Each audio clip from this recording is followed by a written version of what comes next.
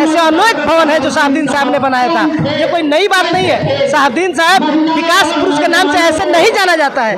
जो उनके विरोधी हैं उन्हें क्रिमिनल अनेकों तरह का नाम देते हैं, लेकिन जो नाम देते हैं वो भी कहते हैं कि साहब विकास पुरुष थे। तो विकास पुरुष तो सिवान का आप जितने भी वक्ता है उनका आप सुन रहे हैं, वो निश्चित ही बता रहे हैं कि साहब सिवान के कोना कोना में विकास करने का काम किया। आप जाएंगे तो सिवान के किसी कोना में उनका सिलपट पे नाम नहीं दिखे तो बताइए, हर जगह उन्होंने हर क्षेत्र में काम। कि साहबुद्दीन साहब के हम लोग चाहने वाले हैं, इसलिए चाहने वाले हैं कि साहबुद्दीन साहब शिक्षा के बात करते थे, एकजुटता के बात करते थे, भाईचारा के बात करते थे। तो निश्चित ही उनका हम लोग चाहने वाले लोग हैं और हम समाज को ये कहना चाहेंगे कि साहब जो चाहते थे कि हम एकत्रित रहें, शिक्षित बने और शिक्षा ग्रहण करें और भाईचारा बना कर रखें। तो साहब का ये आह्वान था कि समाज में भाईचारा हो और बच्चे पढ़े लिखे और खूब तरक्की करें। तो समाज से आह्वान है कि अपने बच्चों को पढ़ाए और शांति बनाए रखें। वही बात डॉक्टर मोहम्मद साहब भी कहते थे कि शिक्षित बनो।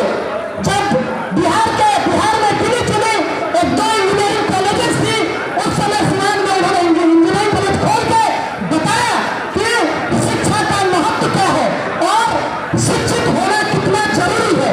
और उन्होंने अनेकों डिग्री कॉलेजेस खोला, BOMS कॉलेज खोला, DOMS कॉलेज खोला।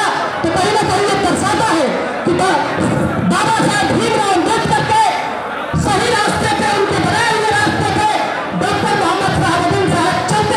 सलमान भैया गोपालगंज जिले के BSP के नेता है और पहले का विधायक भी साहब का समर्थक है। यहाँ पे पुण्यतिथि में आए हुए हैं, सब बात करते हैं कि क्या कुछ कहेंगे पुण्यतिथि को लेकर के। सलमान भाई क्या कुछ कहेंगे इस पुण्यतिथि को लेकर के? देखिए, पूरे बिहार के विकास पुरुष के नाम से प्रसिद्ध डॉक्टर मोहम्मद साहबुद्दीन साहब की दूसरी पुण्यतिथि है। इस मौके पे आज सिवान के टाउन हॉल में एक श्रद्धांजलि सभा रखा गया है, जो काफ़ी इतने लोग यहाँ उपस्थित हो गए हैं कि ये काफ़ी छोटा पड़ गया है। लेकिन तो साहबुद्दीन साहब का जो ये कार्य करने का और समाज हित में एकता और भाईचारा के तहत लोगों को जोड़ने का, समाज में काम करने का, शिक्षा पे काम करने का, ये सब जो उनका अपना अनुभव रहा है, उससे पूरे बिहार के लोग उनसे जुड़े हुए हैं। इसीलिए ना किसी को दावत दिया गया है, ना न्योता दिया गया है, फिर भी लोग यहाँ बिना बुलाए काफ़ी भारी संख्या में लोग यहाँ पहुँचे हुए हैं। इससे ये दर्शाता है कि साहब के चाहने वाले पूरे बिहार के कोने कोने में, पूरे देश में है। अगर किसी का श्रद्धांजलि सभा होता है तो लोग अनेकों कार्ड बांटते हैं, इनवाइट करते हैं, गाड़ियों से लोग को लाया जाता है, फिर लोग 200-400 लोग पहुंच पाते हैं। लेकिन साहब के श्रद्धांजलि सभा में किसी को कोई इनविटेशन नहीं किया गया है। सिर्फ सोशल मीडिया पे एक प्रचार के दौरान लड़कों और जो लोग करा रहे हैं डाल दिए और कोने कोने से लोग आए हैं। तो ये कहीं ना कहीं दिखाता है कि साहबुद्दीन साहब समाज हित में, देश हित में, बिहार हित में उनका जो ये सराहनीय योगदान है, उस योगदान की वजह से इस तरह के लोग यहाँ जुटे हुए हैं।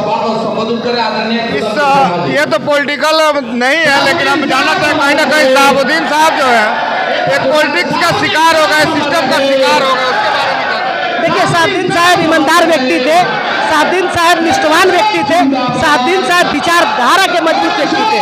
वो जहाँ थे विचारधारा पर रहे, अपने बनाए हुए मार्ग पर रहे, मार्ग से उन्होंने कभी नहीं भटका और उन्होंने बताया समाज को कि देखो इंसानियत का भी एक स्थान है इस समाज में। उन्होंने बताया कि समाज हित में आप अगर किसी के साथ कॉम्प्लीमेंट करते हैं, वादा करते हैं, उसके साथ आप मजबूती से रहते हैं, तो मेरी ये बड़कपन है, मेरा ये वो उन्होंने दिखाया कि मैं एक ईमानदार व्यक्ति हूँ। अब उनके साथ जो धोखा किया, क्या किया, वो जनता देख रही है कि उनके साथ क्या हुआ। लेकिन जनता ये भी देख रही है कि वो जिसके साथ थे, ईमानदारी से थे, जिसके साथ थे, वो लास्ट तक रहे, मरते दम तक रहे और उन लोगों को मजबूत करते रहे। और जितना उनका बन पड़ा अपने समाज में, अपने जिला में, अनेकों शिक्षा के क्षेत्र में उन्होंने काम किया, अनेकों रोड सिवान के लिए, कॉलेजेस के लिए उन्होंने काम किया। तो वो जो शिक्षा को उनका प्रेशर था, तो वो अपना काम करके गए हैं। और मुझे इस बात का उम्मीद है और आशा है कि हिना मैडम को कभी मौका मिलता है, ओसामा साहब को मौका मिलता है, तो उनके ये किए हुए कार्य जो रुके हुए हैं उनको रफ्तार देने का उन लोग काम करेंगे। और जो उनके साथ विश्वासघात हुआ है, वो विश्वासघात का जवाब जनता देगी और जनता ही किसी की जवाब देती है और उसका भी जवाब देगी। अभी हम विकास पुरुष के नाम से ये परिचित, अभी हम लोग जिस मंच पे हैं, जिस जगह पे हैं, ये भी कहीं ना कहीं शहाबुद्दीन साहब का भी बनवाया हुआ है। हाँ, ऐसे अनेकों भवन हैं सिवान में, ऐसे अनेक भवन है जो शहाबुद्दीन साहब ने बनाया था। ये कोई नई बात नहीं है। शहाबुद्दीन साहब विकास पुरुष के नाम से ऐसे नहीं जाना जाता है। जो उनके विरोधी हैं उन्हें क्रिमिनल अनेकों तरह का नाम देते हैं, लेकिन जो नाम देते हैं वो भी कहते हैं कि साहब विकास पुरुष थे। तो विकास पुरुष तो सिवान का आप जितने भी वक्ता है उनका आप सुन रहे हैं, वो निश्चित ही बता रहे हैं कि साहब सिवान के कोना कोना में विकास करने का काम किया। आप जाएंगे तो सिवान के किसी कोना में उनका सिलपट पे नाम नहीं दिखे तो बताइए, हर जगह उन्होंने हर क्षेत्र में काम करने का काम किया है। तो ये टाउन हॉल क्या है, ऐसे अनेकों कॉलेज बनाए हैं, अनेकों रोड बनाए हैं, स्टेशन बनाए हैं। उनके मत से सिवान का कायाकलाप हुआ है, सिवान सुंदरीकरण हुआ है, सिवान को लोग एक मापदंड में सिवान को लोग पहचानने का कार्य हुआ है। इस मंच के जरिए क्या कुछ संदेश देना चाहेंगे? क्या संदेश देना चाहेंगे आगे? संदेश ये देना चाहेंगे कि शहाबुद्दीन साहब के हम लोग चाहने वाले हैं। इसलिए चाहने वाले हैं कि शहाबुद्दीन साहब शिक्षा के बात करते थे, एकजुटता के बात करते थे, भाईचारा के बात करते थे। तो निश्चित ही उनका हम लोग चाहने वाले लोग हैं और हम समाज को ये कहना चाहेंगे कि साहब जो चाहते थे कि हम एकत्रित रहें, शिक्षित बने और शिक्षा ग्रहण करें और भाईचारा बना कर रखें। तो साहब का ये आह्वान था कि समाज में भाईचारा हो और बच्चे पढ़े लिखे और खूब तरक्की करें। तो समाज से आह्वान है कि अपने बच्चों को पढ़ाएं और शांति बनाए रखें।